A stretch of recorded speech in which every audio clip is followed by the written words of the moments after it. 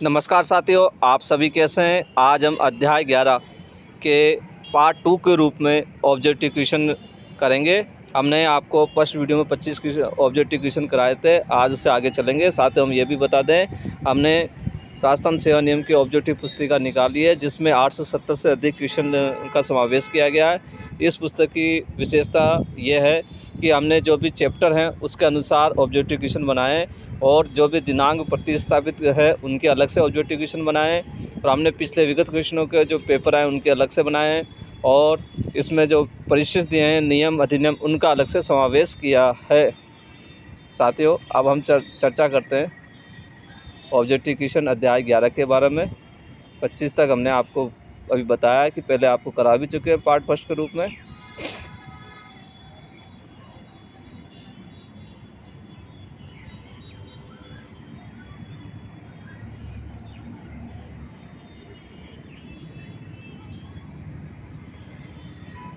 अध्याय 11 के आगे के क्वेश्चन पर अब हम चर्चा करते हैं।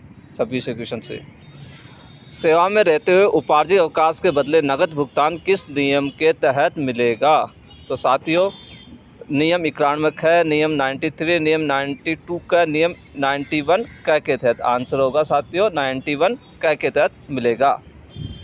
उपार्जित अवकाश की गणना वर्षवार की जाती है। इसके लिए वर्ष जो गणना में लिया जाता है वह है वित्तीय वर्ष, कैलेंडर वर्ष, व दोनों या कोई नहीं। तो साथियों, इसका आंसर होगा व कैलेंडर वर्ष। एक राज्य कर्मचारी को वित्त वर्ष में अधिकतम कितने दिन का उपार्जित अवकाश के बदले में नकद भुगतान मिल सकता है? 10 दिन का, 7 दिन का, 15 दिन का या 12 दिन का? तो साथियों, आपका आंसर होगा 15 दिन का मिल सकता है। यदि किसी कर्मचारी ने दिनांक 22/5/2018 में दिए गए उपार्जित अवकाश के बदले में 15 दिन का नकद भुगतान हेतु आवेदन दिनांक 25/5/2019 में किया हो, तो उसे नकद भुगतान कितना मिलेगा? 15 दिन का, 10 दिन का, कोई नहीं मिलेगा, या 7 दिन का? साथियों, आपका आंसर होगा उसे कोई नहीं मिलेगा। सेवा में रहते हुए उपार्जित अवकाश एक वित्तीय वर्ष में 15 दिन तक समर्पित किए जा सकते हैं तथा उक्त सीमा किस दिनांक से प्रभावी हुई? दिनांक 18/6/2010 से, दिनांक 18/6/2011 से, दिनांक 30/6/2010 से, दिनांक 30/6/2011 से? साथियों, आपका आंसर होगा दिनांक 18/6/2010 से। उपार्जित अवकाश के बदले में नकद भुगतान संबंधित वित्त वर्ष में आवेदन करने पर ही मिलता है। यह कब प्रतिस्थापित किया गया? जून 2010, जुलाई 2018, जून 2018, जुलाई 2010? साथियों, इसमें आपका आंसर होगा जून 2010 में। कार्यग्रहण काल नियम 1981 के नियम 6 के अनुसार कितने दिवस अधिकतम तक की अनुपयोगी अवधि उपार्जित अवकाश में जोड़ी जाती है?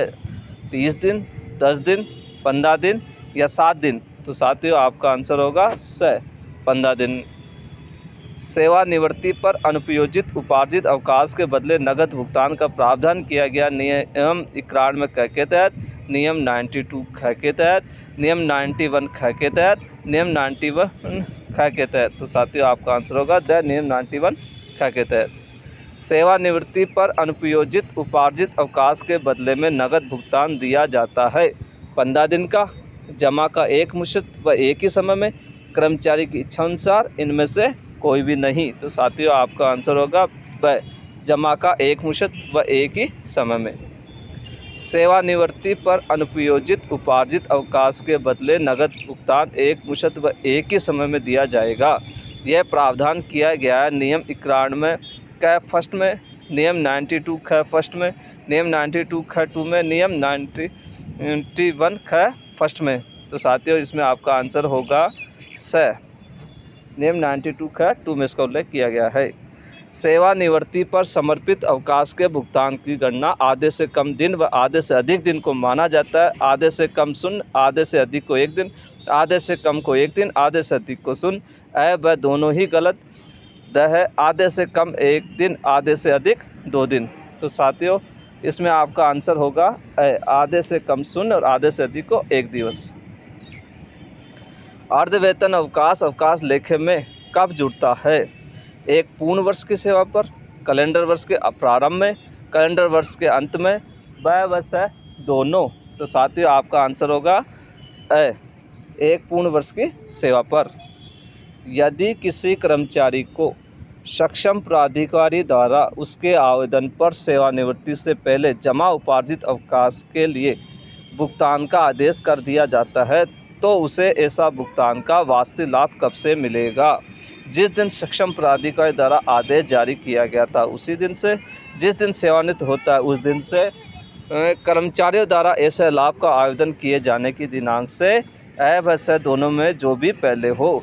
तो साथियों आपका आंसर होगा वह जिस दिन सेवानिवृत्त होता है उसी दिन से मिलेगा। उपार्जित अवकाश की देयता का नियम है नियम 93 में, नियम 90 में, नियम 89 में, नियम 91 से 92 में। साथियों आपका आंसर होगा द नियम 91 से 92 में।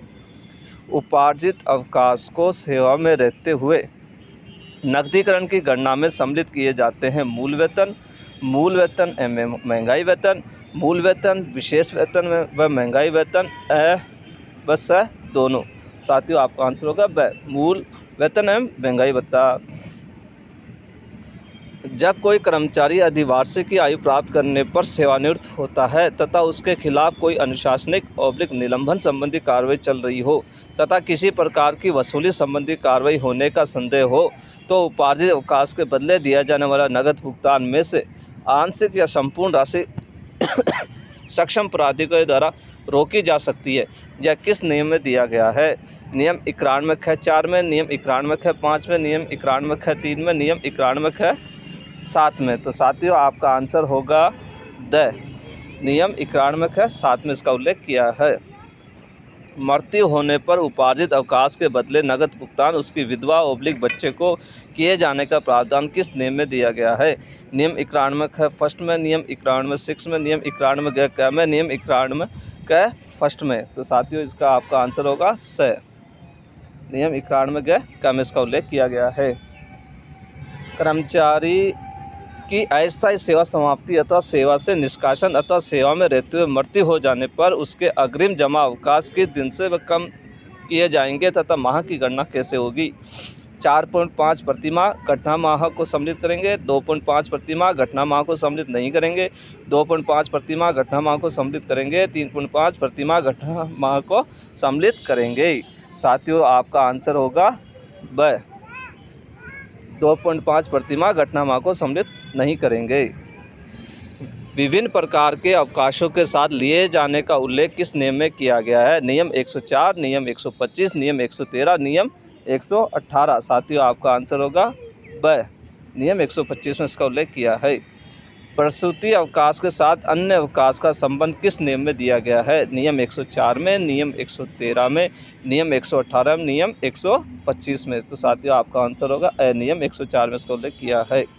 चिकित्सालय अवकाश के साथ अन्य प्रकार के अवकाश का उल्लेख किस नियम में दिया गया है?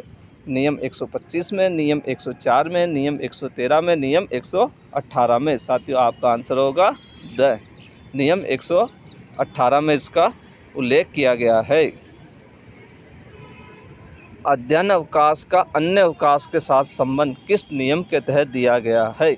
सेवा के प्रत्येक किस नियम के तहत दिया गया? नियम 118, नियम 113, नियम 125, नियम 104। तो साथियों आपका आंसर होगा ब नियम 113 के तहत दिया गया है। सेवा के प्रत्येक पूर्ण वर्ष के कारण अर्जित अवकाश को क्या कहते हैं? वह किस नियम में दिया गया है? रूपांतरित अवकाश नियम 7/7 ए में, उपार्जित अवकाश नियम 7/28 में, अर्धवेतन अवकाश नियम 7/10 बी में, इनमें से कोई नहीं। साथियों इसका आपका आंसर होगा स अर्धवेतन अवकाश नियम 7/10 बी में इसका उल्लेख किया है। अर्धवेतन अवकाश की देयता का उल्लेख कौन से नियम में किया गया है? नियम 93 फर्स्ट में, नियम 93 4 में, नियम 93 3 में, नियम 93 2 में। तो इसका आंसर होगा साथियों आपका द 93 2 में इसको उल्लेख किया गया है। साथियों ये महत्वपूर्ण क्वेश्चन है, नोट करके आप इसे रखना। पूर्ण वर्ष की सेवा पर कितने दिन का अर्धवेतन अवकाश दिया जाता है?